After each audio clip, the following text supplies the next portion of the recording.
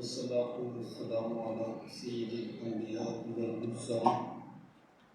قال الله تعالى وتبارك في القرآن المجيد والفرقان الحميد وقضى ربك ألا تعبدوا إلا إياه وبالوالدين إحسانا صدق الله العظيم. اللهم صل على سيدنا ومولانا محمد وعلى آل سيدنا ومولانا محمد وبارك وسلم. حمد و صلات کے بعد حضرتوں کی مسلک پر جلوہ فراز عالی مرتبہ ذی وقار محترم محتشم علماء کرام اور واجب الاحترام ذوی الاحتشام برادران اسلام، السلام علیکم ورحمۃ اللہ وبرکاتہ۔ بطور کے بارے تعالیٰ مجھے اور آپ کو درس قرآن مجید کی سعادت حاصل ہو رہی ہے، اور آپ جانتے ہیں کہ آج کی یہ بابرکت نشست ہمارے بڑے محترم محمد مدثر حیات مصطفی صاحب اور محترم حافظ محمد خرم صاحب کے والدین کے اصالہ صاحب کے سلسلہ میں منعقد ہے، اور بالکل مختصر وقفے کے دوران ہمارے یہ دو عظیم المرتبہ بزرگ شخصیات اس دنیا فانی سے رخصت ہوئی۔ یہ بزرگوں کا ختم چہرم ہے، اور ایک کے ان کے ختم کی نسبت سے رسالہ صاحب کی اس محفل کا انعقاد کیا گیا ہے۔ بصمیم القلب بارگاہ ربوبیت میں دعا گو کہ اللہ تعالیٰ ہمارے بزرگوں کی بخشش و مغفرت فرمائے، ان کی زندگی بھر کی نیکیاں قبول فرما کر گناہوں سے درگزر فرماتے ہوئے جنت الفردوس میں اعلیٰ مقام نصیب فرمائے۔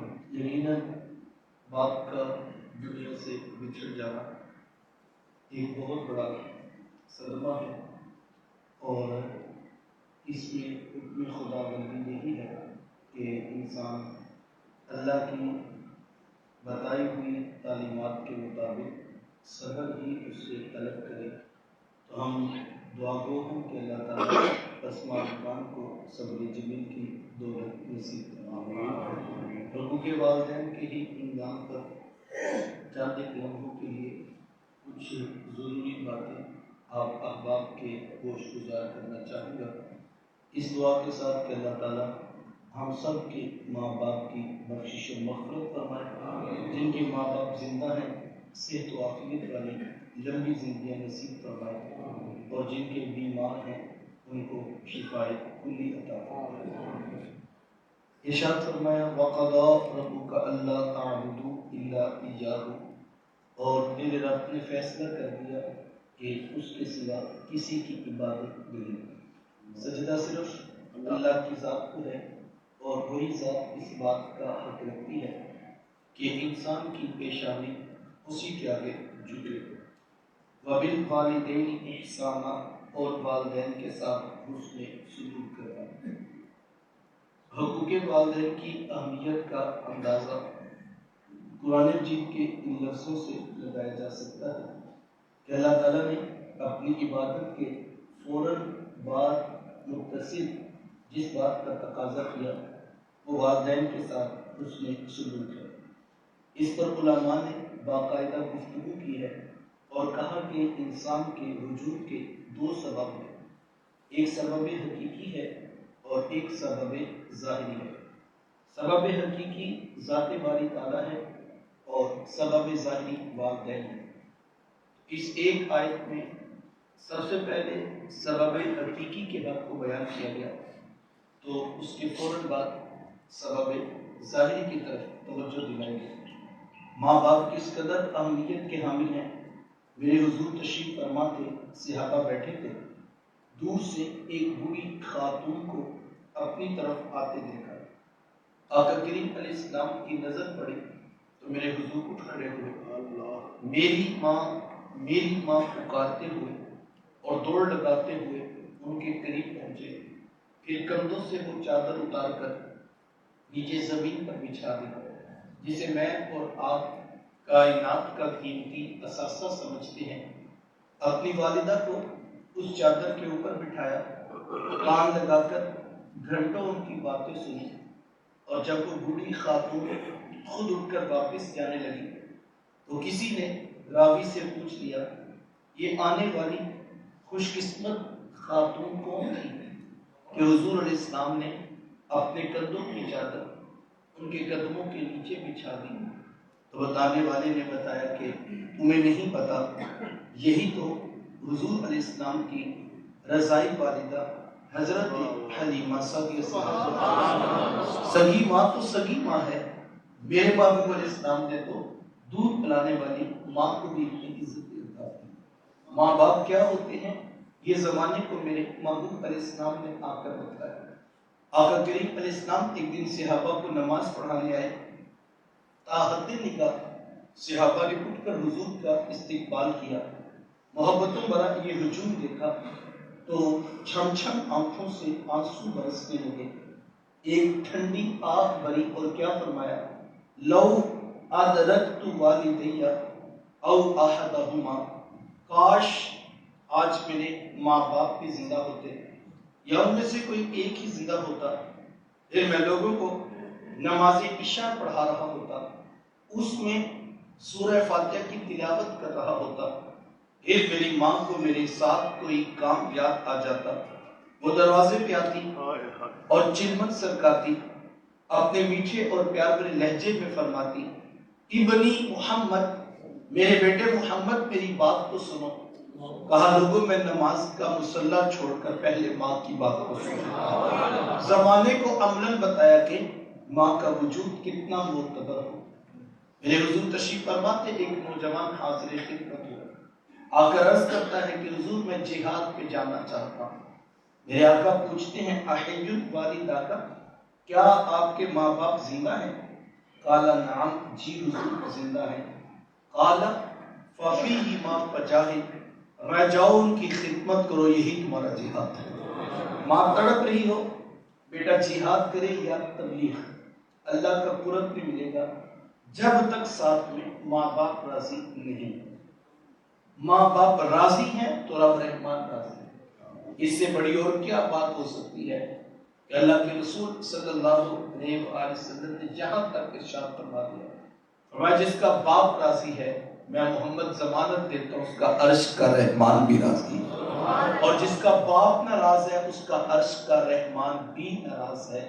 ماں باپ کی خدمت اتنا بڑا ہے، یقین جانیے ہمیں تو شاید آج تک ادراک ہی نہیں ہو سکا کہ ماں باپ کی خدمت انسان کو کہاں تک پہنچا دیتی ہے۔ آپ نے علماء سے وہ روایت سنی ہوگی کہ حضرت موسیٰ علیہ السلام نے پوچھا تھا کہ مالک میرا جنت کا ساتھی کون ہے؟ تو کہا موسیٰ فلاں بازار میں چلے جائیے، وہاں پر ایک قصاب ہے جو گوشت کاٹ کر لوگوں کو بیچ دیتا ہے، وہ آپ کا جنت کا ساتھی ہے۔ حضرت موسیٰ علیہ السلام چل پڑے کہ میں جا کر دیکھوں تو صحیح وہ کیا کرتا۔ جا کر دیکھا تو عام سا قصاب تھا، گوشت کاٹتا اور لوگوں کو بیچ دیتا، ہاں جو ٹکڑا اسے اچھا لگتا وہ الگ کر دیتا۔ شام کو جب گھر واپس پلٹنے لگا تو اس نے الگ کیا ہوا گوشت پیک کیا اور وہ گھر کی طرف چلا۔ حضرت موسیٰ علیہ السلام بھی اس کے پیچھے ہوئی۔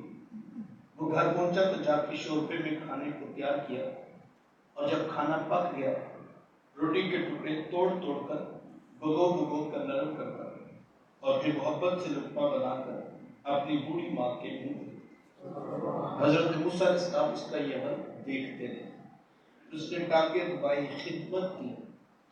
جب اٹھ کر جانے لگا تو اس کی بوڑھی ماں نے آسمان کی طرف دیکھا اور اس کے بوڑھے لب ہلے۔ بڑھاپے کی وجہ سے آواز زیادہ نہ پیدا ہو سکی تو حضرت موسیٰ علیہ السلام نے پوچھ لیا کہ تیری ماں کیا کہہ رہی ہے؟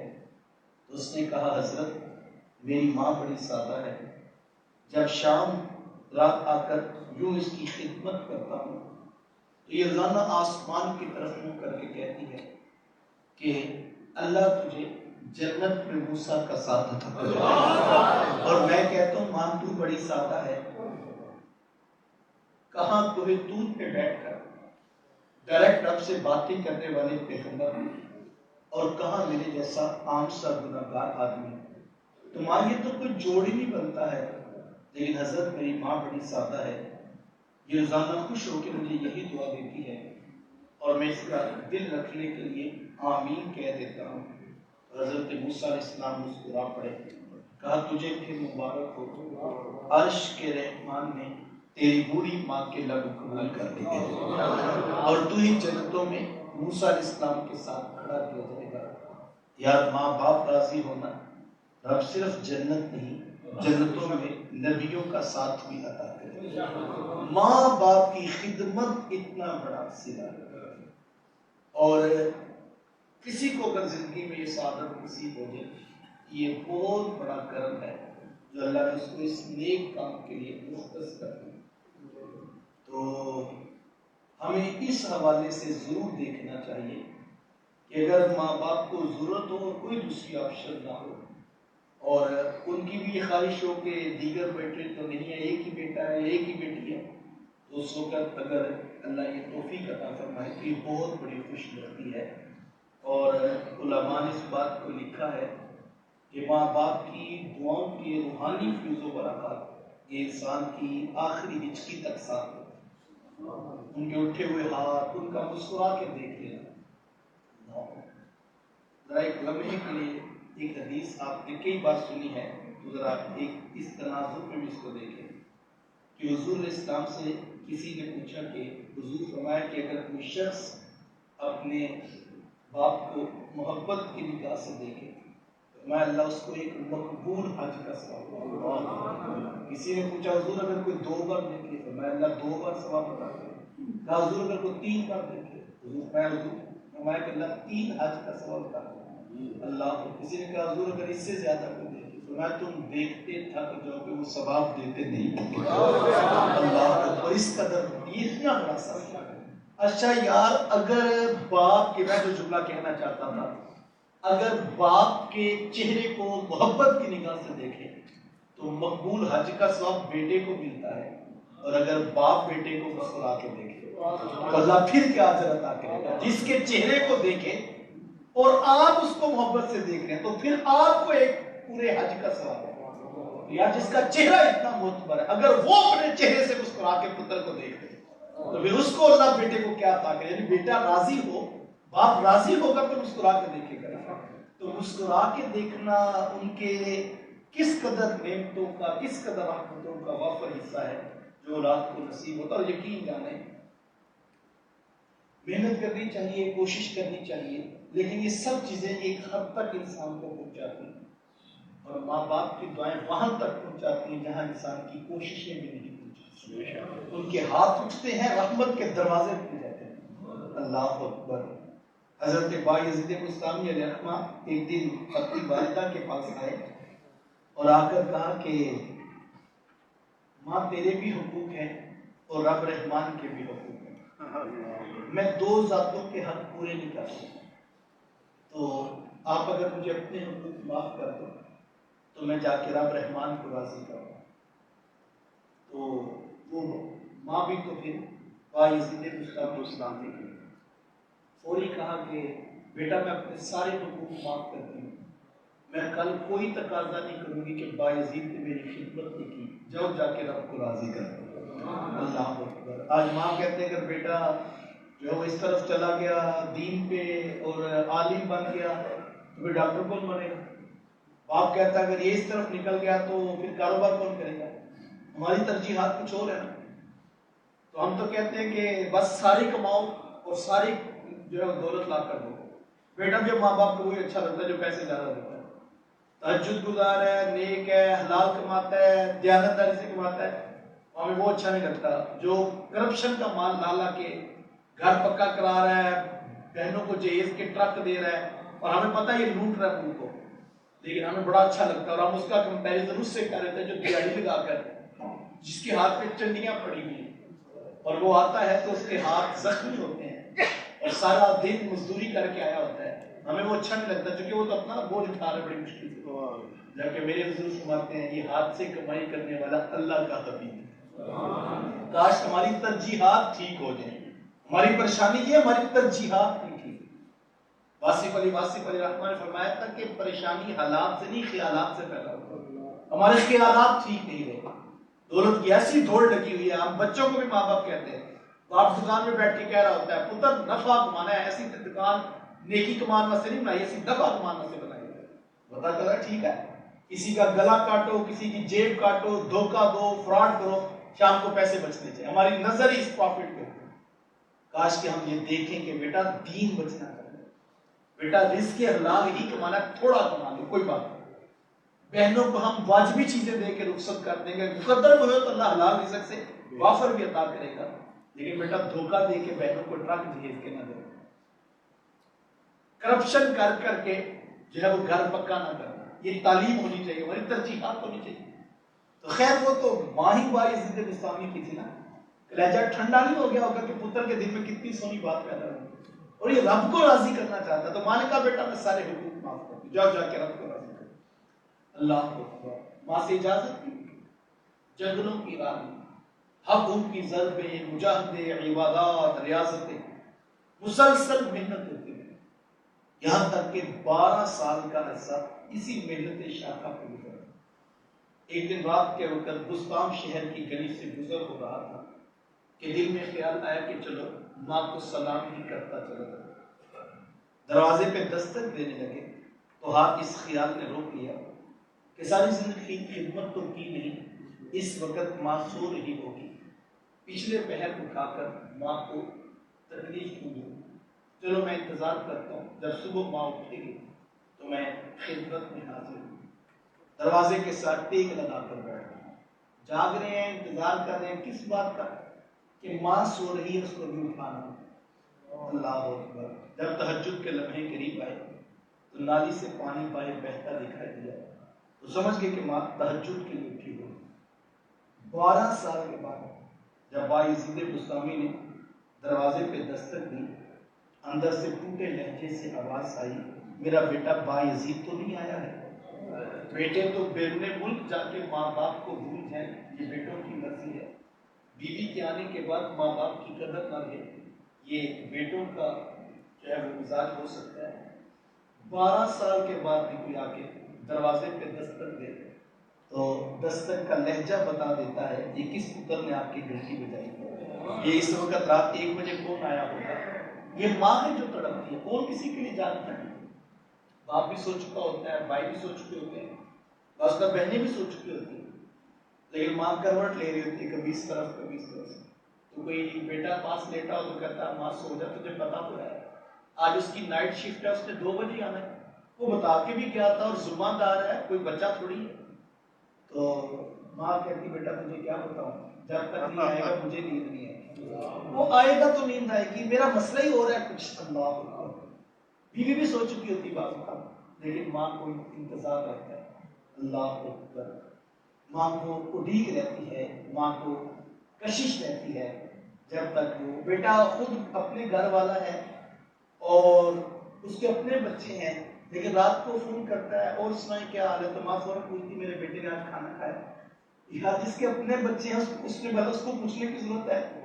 بہت سارے کہتے ہیں کہ آپ روز یہ بات پوچھتے ہیں, تو وہ کہتے ہیں کہ بس فکر رہتی ہے, تو اپنی صحت کا خیال کرنا, کام ہو جائیں گے, اپنے اٹھنے کا, اپنی نیند پوری کرنا. یہ ماں کی تڑپ ہے, جبکہ بیٹے کے اپنے بچے ہیں, لیکن ماں کی تڑپ ہے. اس کا پہلا سوال یہ ہوتا ہے میرے پتر کی صحت ٹھیک ہے, کھانا کھایا تھا, نیند پوری ہوتی ہے. یہ ماں کی محبت کے انداز ہیں. اللہ اکبر. اور باپ کی شفقت بھی کسی سے کم نہیں. اللہ اکبر. میں کہتا ہوں آج کل ہم اپنے اسلامک سینٹر میں کنسٹرکشن کا کچھ کام کروا رہے ہیں, تو میں ایک بوڑھے مزدور کو دیکھتا ہوں, وہ 10-10 12 اینٹیں اٹھا کے لاتا ہے اور کڑکتی دوپہر میں سارا دن مزدوری کرتا ہے. تو اس کی سفید داڑھی دیکھ کے خیال آتا ہے کہ بیٹی کا پیار کتنا بڑا ہوتا ہے. 40-50 سال کی عمر میں جبکہ آرام کرنے کے دن ہے, ساری زندگی اسی میں گزری ہوگی, لیکن بیٹی کے ہاتھ پیلے کرنے ہیں, بیٹی کی شادی کرنی ہے, یہ ضروریات اس کے ساتھ جڑی ہیں. اور یہ 10-10 12 اینٹیں اٹھا کے لا رہا ہے, اور یہ تھکتا نہیں ہے. کیوں؟ اس کی آنکھوں میں ایک بہت بڑا خواب ہے کہ میں نے عزت کے ساتھ اپنی بیٹیوں کو عزت کرنا ہے، میں نے عزت کے ساتھ اپنے بچوں کو کھڑا کرنا ہے، میں نے ان کی تعلیم کے لیے اخراجات پورے کرنے ہیں، تو کون کسی کے لیے کرتا ہے؟ لیکن ماں باپ ہے، میں کہتا ہوں دنیا میں کوئی شخص کسی کو اپنے سے آگے نہیں دیکھنا چاہتا۔ سگے بھائی بھی ہونا تو ان میں بعض وقت حسد پیدا ہو جاتا ہے کہ یہ میرے سے آگے نہ نکلے۔ زمین پہ صرف ایک باپ ہے، ایک ماں ہے جو اپنی اولاد کو اپنے سے آگے بڑھتا ہے کہ اگر ہم پڑھ نہیں سکے ہیں تو یہ پڑھ جائیں، اگر ہم بہت کچھ بنا نہیں سکے تو ان کے لیے راہیں آسان کر دیں تاکہ یہ کسی جگہ پر پہنچ جائیں اور کسی منزل پر کھڑے ہو جائیں۔ تو یہ ماں باپ کی وہ محبت ہے جس کو دنیا کے کسی ترازو پہ تولا نہیں جا سکتا ہے۔ تو سب سے زیادہ حق بندوں میں حقوق اللہ کے بعد جب حقوق العباد کا معاملہ آیا تو فرمایا کہ وبالوالدین احسانا، اور والدین کے ساتھ حسن سلوک کرنا، اچھے اخلاق سے پیش آنا۔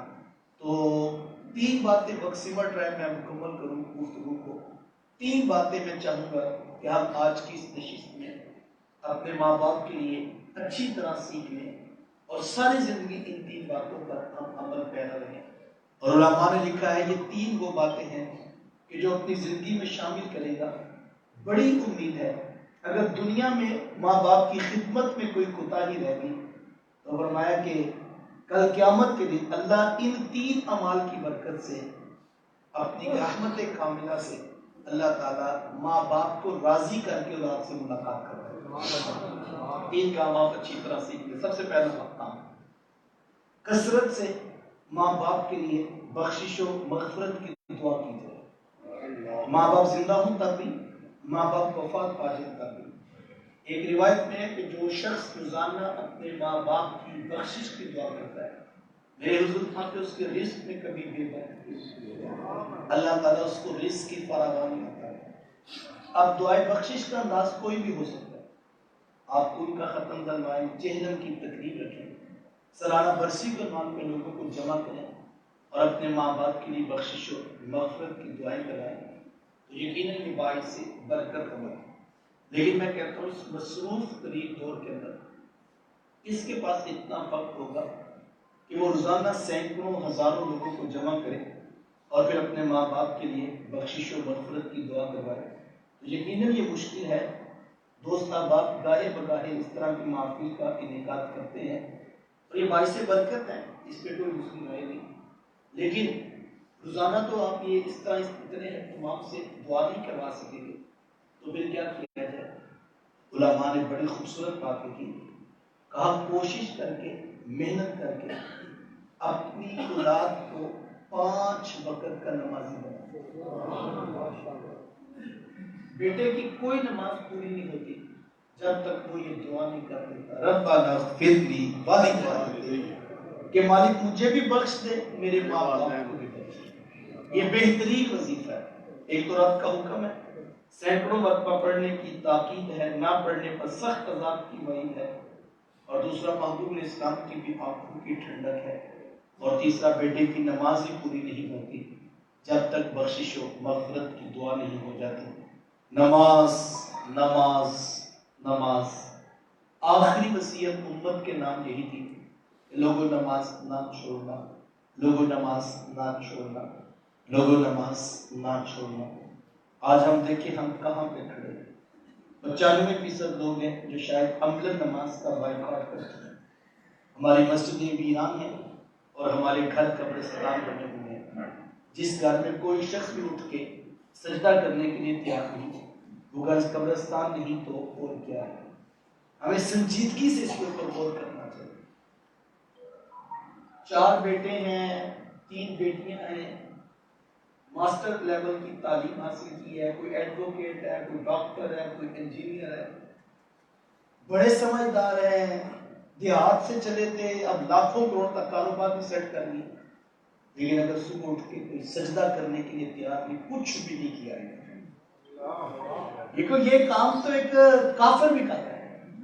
اگر آپ اس کو اپنی دنیا کی کمائی سمجھتے ہیں تو صحیح معذرت کے ساتھ یہ کوئی کمائی نہیں، یہ تو ختم ہونے والی چیز ہے۔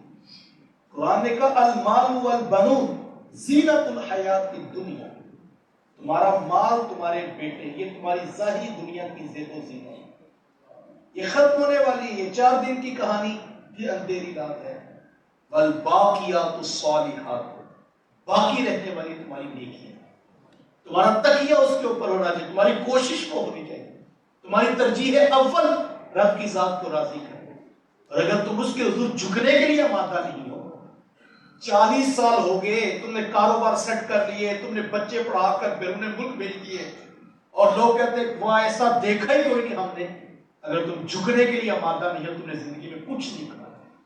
یا جس کو اپنے پیدا کرنے والے کی خبر نہیں ہوئی، جس کو اپنے خالق کا ہی نہیں پتا ہے، بھلا وہ بھی کوئی انسان ہے؟ ذرا غور تو کریں کہ جس نے پیدا کیا، انواع و اقسام کی نعمتیں عطا کی۔ قرآن تو خود کہتا ہے تمہیں زمین و آسمان سے کوئی دلیل نہیں ملتی ہے، تمہیں یہ پھیلا ہوا آسمان، یہ وسعتوں والی زمین، یہ چمکتے ہوئے ستارے، یہ چڑھتا ہوا سورج، یہ نچڑتے ہوئے بادل، یہ برستی ہوئی بارش، یہ اگر تمہیں کوئی شے بھی پتہ نہیں بتاتی، قرآن کہتا ہے وہ فی انفسکم، اپنے اندر تو اتر کے تو اپنے اندر تو اتر، افلا تبصرون، اللہ ماتا تم پھر دیکھتے کیوں نہیں ہو؟ تم اپنے اندر بھی اترو گے، تمہیں یہ نظام انہضام سے لے کے نظام انفس تک، تم ایک ایک نظام تمہارے اندر ہر شے موجود ہے، اندر سے آواز آئے گی، یہ سارا سسٹم یوں ہی نہیں چل رہا، کوئی بنانے والا، کوئی پیدا کرنے والا، کوئی خالق تو موجود ہے۔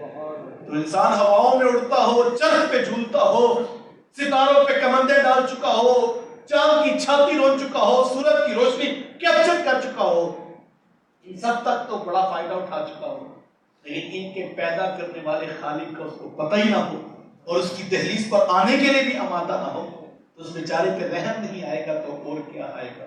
جس کو اپنی زندگی کا مقصد حیاتی نہ مل سکا۔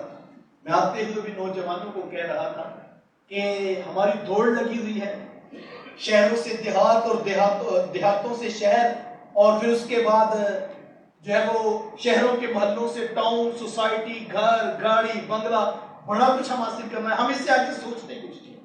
اللہ اکبر، قرآن نے کہا تھا مبلغہم من العلم، ان کے علم کا مبلغ ہی یہ ہے، ان کی علم کی رسائی ہی یہ ہے، یہ اس سے دنیا سے آگے سوچتے ہی کوئی نہیں، یہ یہیں پہ کھڑے ہیں، کولو کے بیل کی طرح یہیں پر گھومتے جا رہے ہیں، دادا بھی یہی کرتا چلا گیا، باپ بھی یہی کرتا چلا گیا، اگلی نسل کا بھی یہ پلان ہے، وہ بس دنیا سیٹ کر رہے ہیں۔ کون سی دنیا سیٹ جو ہو ہی نہیں سکتی؟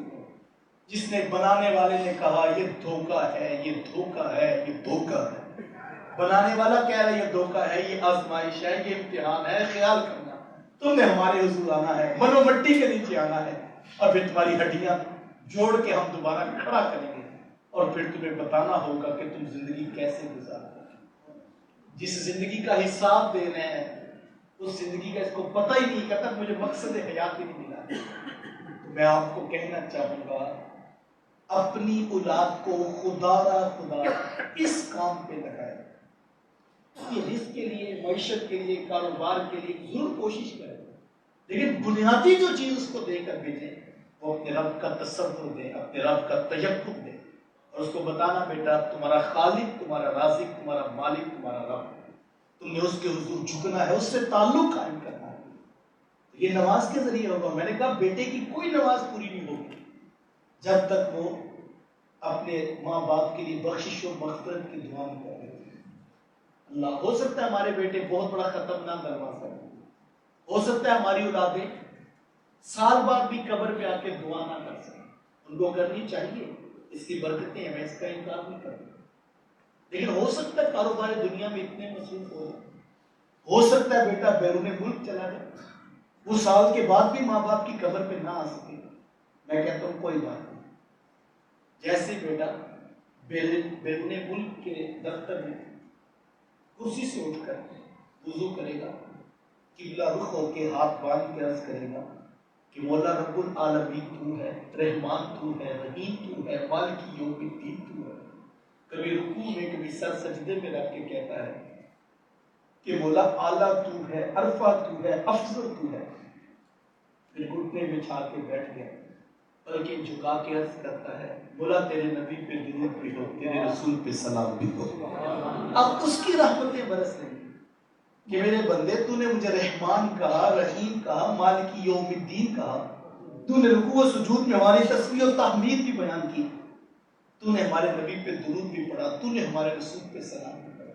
وہ کہاں سے تو چلا، پاک کپڑے، پاک بدن، پاک جگہ، اور وضو کر کے قبلہ رخ ہو کے تو نے ساری حمد اور ہزاری صلاح ہمارے رسول کے لیے اور ہمارے لیے تو نے سب کچھ پیش کر دیا۔ اب بتا تو صحیح، تو آیا کیوں ہے، تو چاہتا کیا ہے؟ یہ آخری جملہ عرض کرتا ہے مولا بس ایک کوئی سوال ہے، ربنا اغفر لی ولوالدی، مجھے بھی بخش دے، میرے ماں باپ کو بھی بخش دے۔ مجھے بتائیں اس دعا کا مقابلہ ہو سکتا ہے؟ تو اپنی اولاد کو اس کی طرف لگاؤ، اور میں کہتا ہوں مبارک ہو جن کی اولادیں 5 وقت کی نمازی ہیں، اللہ نے چاہا تو ان کی قبروں میں سال ثواب کے رش لگے۔ کبھی فرشتے آ کے کہیں گے یہ تیری بیٹی نے ظہر کی نماز پڑھی ہے، اس کی برکت ہو۔ کبھی کہا جائے گا یہ تیرے بیٹے نے مغرب کا مصلی بچھایا تھا، اس کی برکت ہو۔ آج تجھے اس لیے نوازا جا رہا ہے کہ تیرا بیٹا بھوکوں کو کھانا کھلایا۔ آج اس لیے کرم دوبالا ہے کہ بیٹا صبح تہجد میں بھی اٹھا تھا، سونے محمد پہ درود بھی پڑھ رہا تھا۔ آج راحت اس لیے دی جا رہی ہے کہ آج اس نے اپنے گھر میں سونے رسول کا میلاد بنا دیا۔ اللہ آج کرم کی برکھا اس لیے برس رہی ہے کہ تیری اولاد دین کے پرچم لے کے میدان میں اتری ہوئی ہے۔ آج کرم اس لیے دوبالا ہے کہ تیرے نواسے، تیرے پوتے بھی دین کی راہوں پہ بیٹھ کے صفوں میں رب کا قرآن بھی پڑھ رہے ہیں، محمد کی حدیث بھی سیکھ رہے ہیں۔ تو یہ اصل کام ہے جس کی طرف لگانا ہے۔ آج کرم اس لیے ہے کہ تیرا بیٹا 100% سچ کے ساتھ کاروبار کرتا ہے، وہ جھوٹ نہیں بولتا، دھوکہ نہیں دیتا۔ کیا پیچھے بیٹا چھوڑا؟ آپ نے حدیث سنی علامہ فرمایا التاجر الصدوق الامین مع الانبیاء یوم القیامہ، حضور میں سچے اور امانت دار تاجر کل نبیوں کے ساتھ کھڑے کیے۔ یار میں کہتا ہوں آپ بیٹے کو کاروبار ہی سکھا کے آئے، لیکن 2 اصول اس کی روح میں اتار دیے کہ پتر ایک تو جھوٹ نہ بولنا، دوسرا دھوکہ نہ دینا، صداقت و امانت کے ساتھ بیٹا کاروبار کرتا رہا۔ تو حضور اسلام فرماتے ہیں اس شخص کو، اس بیٹے کو کل قیامت کے دن اللہ نبیوں کے ساتھ کھڑا کرے گا۔ یار جس باپ کا بیٹا انبیاء کی صف میں ہوگا، اس باپ کا چہرہ بھی تو دیکھنے والا ہوگا۔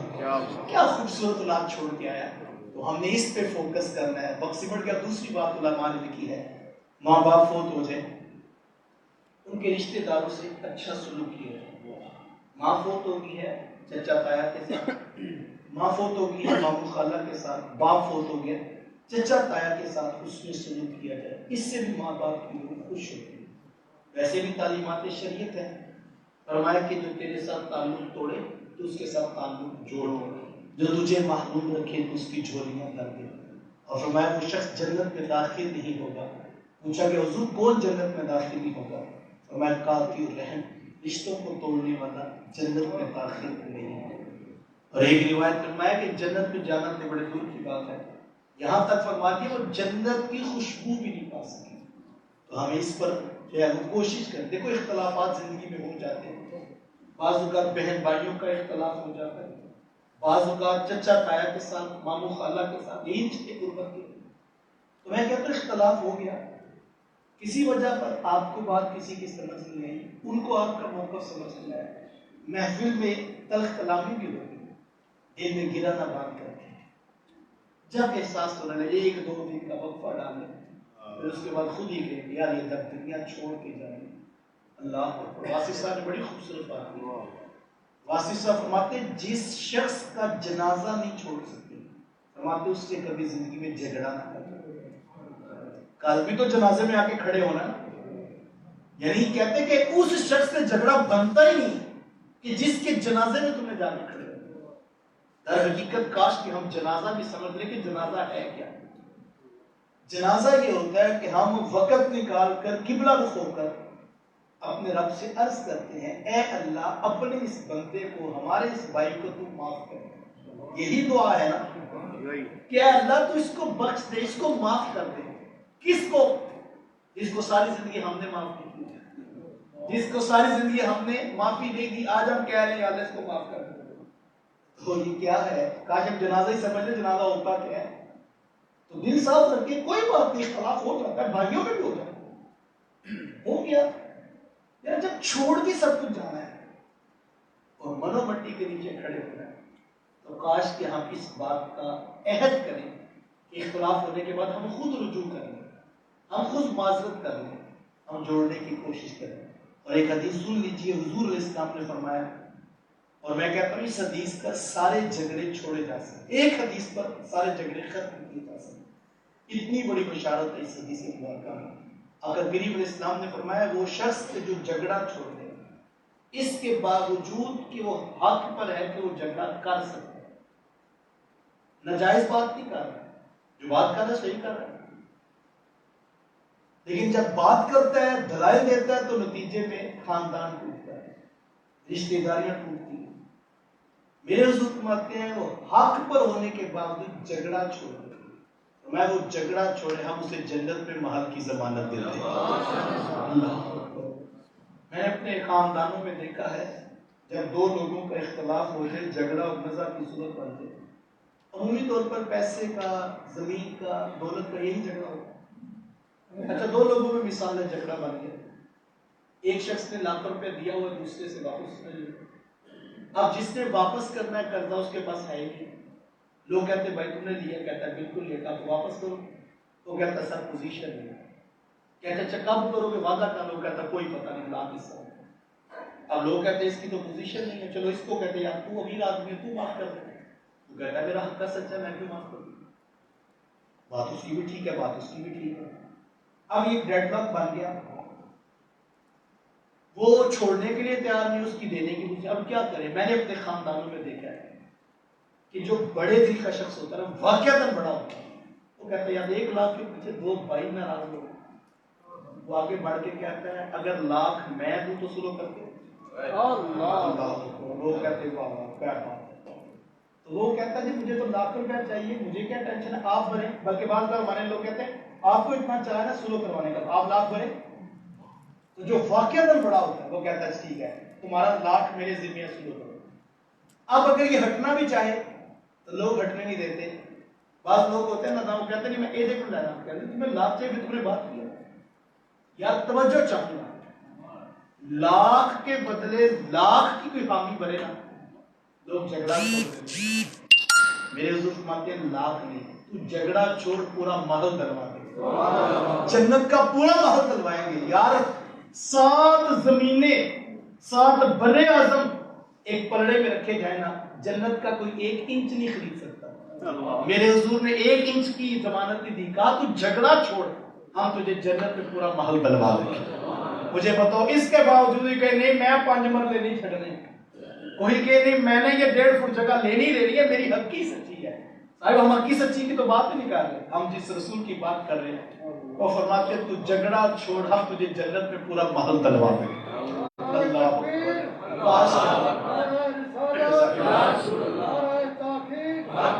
جھگڑا چھوڑیے، جنت کے حقدار کوشش کیجیے سلو کر لینے کا، معاف کر دینے کا، جو ہے وہ عزم مصمم کریں، اختلاف کرنے کا ہو بھی گیا سلو کر لیجیے، معاف کر دیجیے۔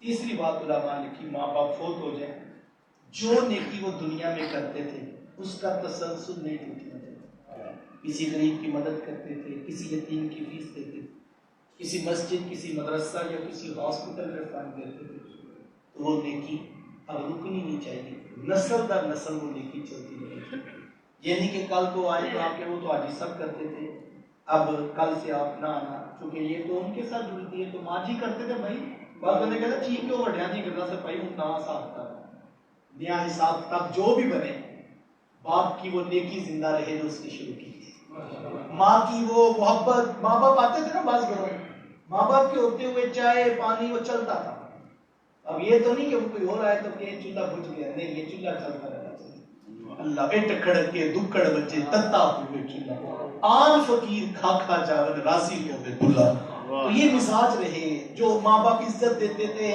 کسی کی مدد ہوتا خاندان میں، ماں باپ کے بہن بھائی تھے، برادری کے ساتھ جڑے تھے، کسی غریب کی مدد کرنی ہے تو بیٹوں سے لے کے کرتے تھے، وہ بیٹے یہ نہ کہیں کہ جو اب نہ کرنا، بیٹیاں یہ نہ کہیں اب ہم نے کسی کا نہیں بنانا، کیونکہ وہ ماں باپ کے رشتے دار تھے، نہیں، حضرت عمر رضی اللہ تعالیٰ عنہ کے بیٹے جناب عبداللہ ابن عمر چاہ رہے تھے کہ آگے سے کوئی دیہاتی شخص ملے، سادہ شخص تھا، جناب ابن عمر کی نظر پڑی، بابا جی کو بٹھایا، کھانا کھلایا، باتیں سنی، محبت دی، عزت دی، یہاں تک کہ اپنی پگڑی اتار کے ان کے سر پہ رکھا۔ یہ عرب کے اندر بہت بڑی عزت کی علامت ہے۔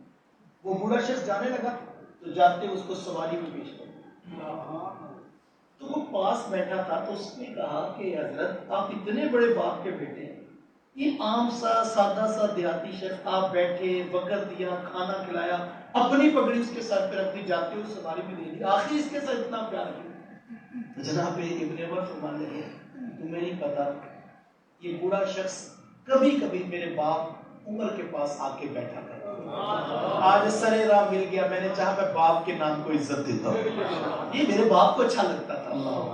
تو کوئی نہ کوئی نیکی ضرور شروع کرے، اور ایسی نیکی شروع کرے کہ میں کہتا ہوں ساری زندگی آپ پیرا دیں، اور پھر اپنے بچے کو بتائیں بیٹا یہ دادا کو کیا کرتے تھے، یہ آج کے بعد ہم نہیں کر رہے، یہ میں کرتا ہوں، تو بیٹے کو سمجھ آ جائے گی نا یہ میری بھی ڈیوٹی ہے، اور اس کے بیٹے کو سمجھ آئے گی یہ میری ڈیوٹی ہے، پھر وہ کہے گا میرے دادا کو کرتے تھے۔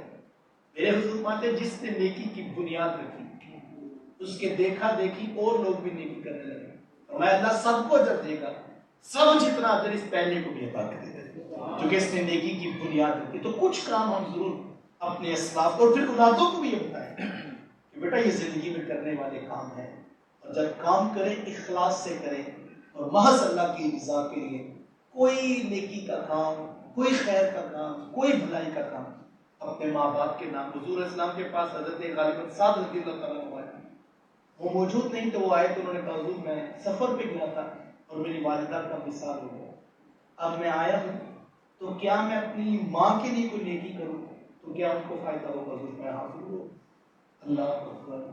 تو عرض کی حضور پھر میں کیا کروں؟ تو اس وقت پانی کی ضرورت تھی، کہا کہ قریب میں سے اس وقت بے نشق میں پانی نہیں تھا، اور جو کنویں تھے وہ یہودیوں کے قبضے میں۔ حضور میں کہ جو ضرورت ہے اسے یہ بات ہمارے یہاں پانی کا ہی ٹرینڈ چل جاتا ہے، مقصد ہے کہ جو ضرورت ہو جس سے زیادہ مخلوق کے خدا کو فائدہ پہنچے۔ اگر کسی جگہ پہ 3 فلٹر پلانٹ لگے ہیں اور آپ سمجھتے ہیں نظام صحیح چل رہا ہے تو آپ کو اس سے آگے بڑھنا چاہیے۔ اور بعض اوقات ہم دیکھتے ہیں ہماری مسجد میں قرآن مجید کی بھری ہوتی ہے اور ایک بندہ کہتا ہے نہیں قرآن پاک کی 10 لے آ کے رکھ دو، تو جس سے مخلوق کو فائدہ ہو، یعنی جو چیز فائدے میں، اس کی جتنی زیادہ فائدے میں آئے گی اتنا زیادہ نفع اور اتنا زیادہ اجر جو اللہ کی بارگاہ میں نصیب ہوگا۔ تو ان کو جب حضور نے فرمایا، انہوں نے کہا کہ حضور میں اپنی والدہ کے نام کا کنواں خرید کے وقف کریں۔ تو آپ کوئی بھی نیکی اپنی اولادوں کو سکھا کے جائیں کہ یہ بیٹا راہ خدا میں دینا ہے، اور یہ یاد رکھیں میرے حضور نے اس بات پہ قسم اٹھائی، فرمایا اللہ کی قسم صدقہ کرنے سے مال کم نہیں ہوتا، مال بڑھ جاتا ہے، یہ بڑھنا ہی بڑھنا ہے، کوئی چاہے بڑھانا ہے تو راہ خدا میں خرچ کرے۔ اللہ کی بارگاہ میں دعا گو ہوں اللہ ہمارے دونوں بزرگوں کی، اس خاندان کے جملہ مرحومین کی، اس برادری کے تمام فوج شدگان کی، اس گاؤں کے ایک ایک شخص کی اللہ تعالیٰ بخشش و مغفرت فرمائے، اور بالخصوص ہمارے جو 2 بزرگان اس دنیا فانی سے جو ہے یکے بعد دیگرے رخصت ہوئے، اللہ ان کی قبروں کو کروڑ کروڑ جنت کی راحت نصیب فرمائے۔ بڑی محبت کا تعلق تھا ہمارا مدثر صاحب کے ساتھ، حافظ صاحب کے ساتھ، اور یقیناً جو ہے وہ کچھ مشکل تھا پہنچنا، لیکن میں نے بڑے دیر بعد یہ محسوس کیا کہ دین کی برکات، باہر کے دین کی برکات ہوتی ہیں، اور جس اخلاص کے ساتھ ماشاءاللہ ہمارے محمد مدثر حیات مصطفی صاحب ادارہ المصطفیٰ کو پلیٹ فارم پہ خدمات دینیہ کے لیے اپنا وقت صرف کیے ہوئے ہیں، اور اپنے اسباب و وسائل کے ساتھ، اور ماشاءاللہ میری نسل بھی حفظ قرآن کے ساتھ اب درس الزامی پڑھنے کے لیے آمادہ ہے۔ یقیناً اللہ کی بارگاہ میں بڑی امید ہے ان نیکیوں کا اجر اللہ ہمارے بزرگوں کی قبروں میں ضرور پہنچائے گا۔ یہ کرنے کے کام ہے، اللہ خدمات کو قبول فرمائے اور مزید استقامت کا حکم نصیب فرمائے۔ وآخر دعوانا الحمدللہ۔